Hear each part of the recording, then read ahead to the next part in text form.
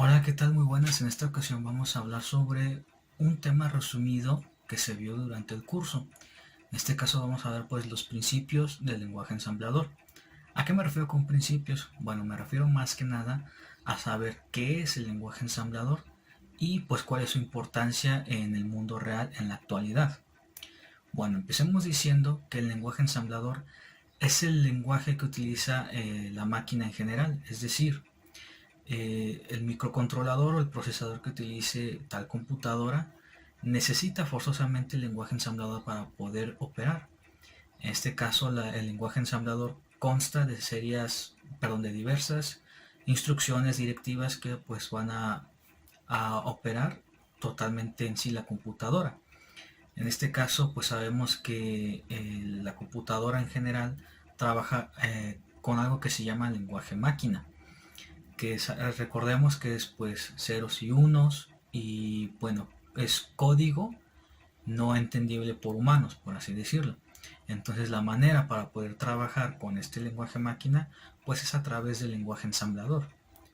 Bueno, una vez tenido eso en cuenta, sabemos entonces la importancia que tiene esto. Una vez contestado esto, sabemos ahora la importancia. La importancia es que sin este lenguaje o si no se aplicara este lenguaje realmente no se podría pues trabajar sobre una computadora.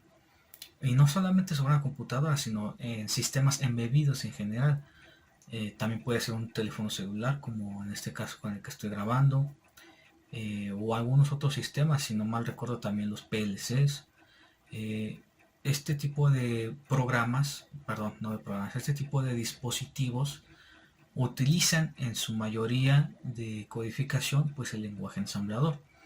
Claro que por ejemplo este celular por ejemplo que es Android, pues sí sus aplicaciones están sí desarrolladas en Android, claro.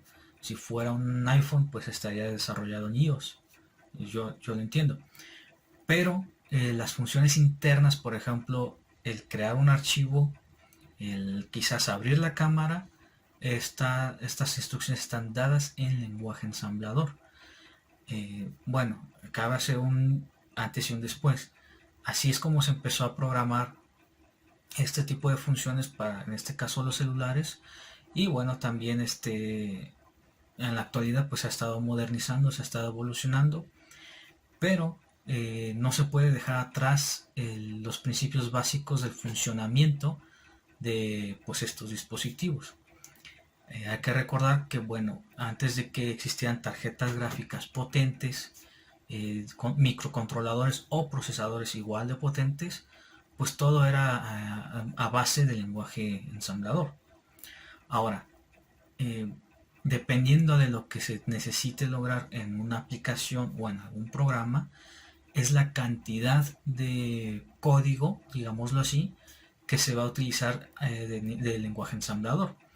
Van a haber aplicaciones que, por ejemplo, sean únicamente de lectura, quizás, y necesiten nada más una pequeña, digamos, vamos a hablar de macros o procedimientos, que quizás necesiten un solo macro o un solo procedimiento para hacer la lectura, bueno, primero la apertura del archivo, suponiendo que es un archivo, y pues la apertura de este y la lectura de este.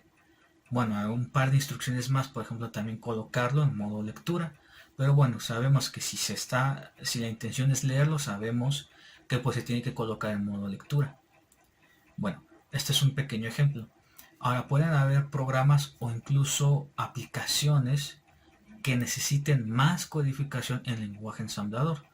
Lo vimos a lo largo de este curso, cada aplicación que se tiene se puede utilizar o no, ya sea macros o procedimientos, o subrutinas como se les llama comúnmente.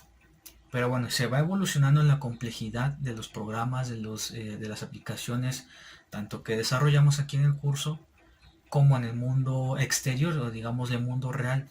Y con mundo real, pues sabemos que nos referimos pues a la industria, o sí, o al trabajo de alguna empresa. Pero bueno, no nos desviemos tanto.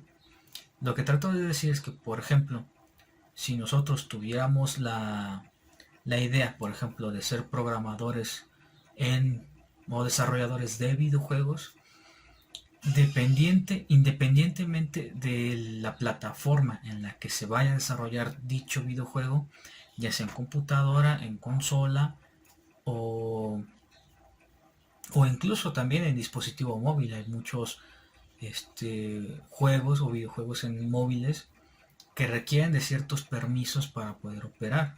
No sé, ya sea el funcionamiento de la cámara, ahí necesitaríamos una pequeña, una subrutina del lenguaje ensamblador para poder utilizar, pues en este caso, la cámara.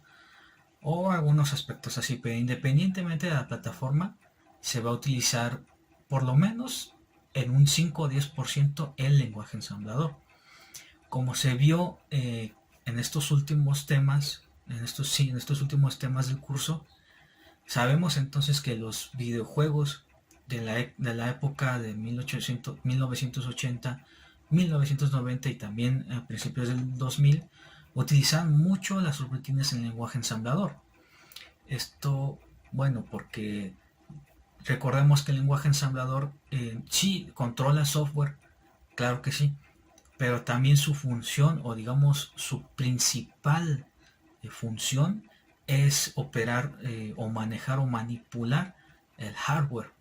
En este caso, si fuera la computadora, bueno, pues los periféricos, las teclas, eh, sí, supongamos ingresar una cadena de caracteres, pues eso y la tecla enter, o sea, a fin de cuentas se necesita.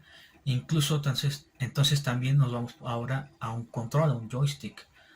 Por ejemplo, eh, necesita rutinas para controlar, necesita subrutinas para controlar los joysticks, los botones, estas flechas, o sea, en sí esto es lo que utilizaría, para lo que se utilizaría el lenguaje ensamblador, para manipular el hardware. En este caso sería pues el joystick, el control. Pero bueno, entonces esta es la importancia del lenguaje ensamblador, hablando ya a términos generales. Es importante para muchas aplicaciones actuales, que no lo vemos porque no lo sabemos. Como yo mencioné en un anterior video, yo desconocía que los videojuegos contaban con subrutinas de lenguaje ensamblador. Y bueno, hay que curiosear un poquito más. ¿A qué me refiero? Podemos investigar qué tipo de aplicaciones, qué tipo de programas que nosotros utilizamos en la vida actual utilizan lenguaje ensamblador. Quién sabe si, por ejemplo, ahora al hacer las pantallas smart o de tipo smart, utilizan ahora subrutinas de lenguaje ensamblador.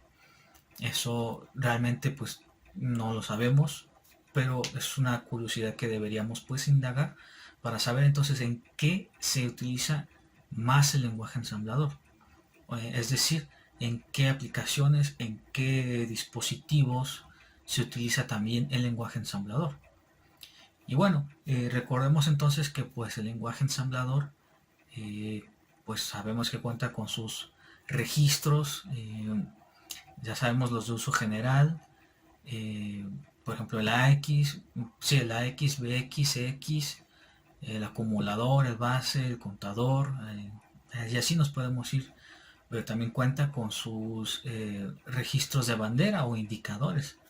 Bueno, esto ya es cuestión de gustos, decirles registros de bandera o llamarles simplemente indicadores, que bueno, conocemos la más famosísima, que es con la que llegamos a trabajar pues bastantes programas, que fue la ACF, la Carry Flag, que pues es la bandera de acarreo. Y bueno, sin olvidar también la OF, que es la de Overflow, que cuando pues en este caso por ejemplo en algún programa en la pila que pues existía un desbordamiento, pues este indicador o esta bandera, pues sabemos que todas estas banderas cuando son ceros pues que no hay ningún problema, ¿no? Pero en este caso si la de Overflow marcaba un 1, sabemos que está existiendo un desbordamiento y pues tenemos que tener cuidado con ello. Y bueno, para concluir pues también recordemos que existen interrupciones que van a ser necesarias utilizarse dependiendo de lo que se necesite. Tenemos la 10H que es la de video, a la 16 que es la de BIOS y la 21H que pues es la de sistema. Habrán otras también, pero estas fueron las más utilizadas durante este curso. que bueno, son las más, digamos, las que más impactan en este video resumen. Y bueno, creo que sería todo de mi parte. No creo que mencioné todo. Y bueno, nos vemos entonces en el siguiente video. Recordamos que esto fue simplemente como un video resumen de lo que se vio en el curso. En este caso era hablar sobre lo que se vio en algo que nosotros como alumnos tenemos algo que se llama actividad 2, pero lo traté de generalizar para que se viera un poquito más de contexto y se entendiera por qué es importante el lenguaje ensamblador y qué es el lenguaje ensamblador. O sea, traté de utilizar todo lo visto en el curso para darle más sentido a esta explicación. Y bueno, siendo todo por mí, por ahora, de mi parte, pues bueno, nos vemos entonces en el siguiente video. Muchas gracias.